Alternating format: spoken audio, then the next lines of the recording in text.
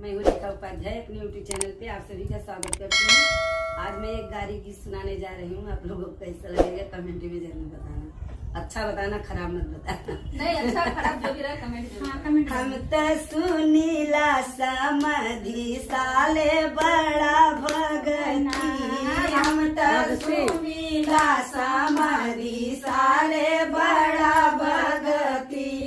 ओ तमारे टाटी राखै काकी बड़ा भगती। ओ तमारे टाटी राखै काकी बड़ा भगती। हम त सुनीला बसुर साले बड़ा भगती। हम त सुनीला बसुर साले बड़ा भगती। ओ त खेलै जुआ राखै भुआ बड़ा भगती।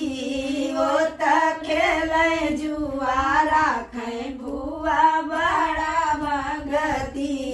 हम त सुनीला समाधि साले बड़ा भगती। हम त सुनीला दुलाहे साले बड़ा भगती।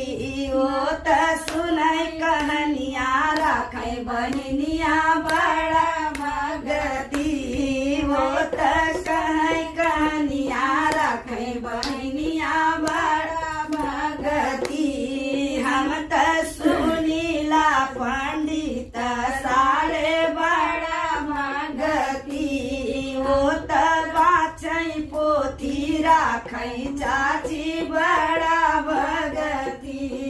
हम त सुनीला बरती हवन साले बड़ा भगती। ओ त बान्है टाटी राखै काकी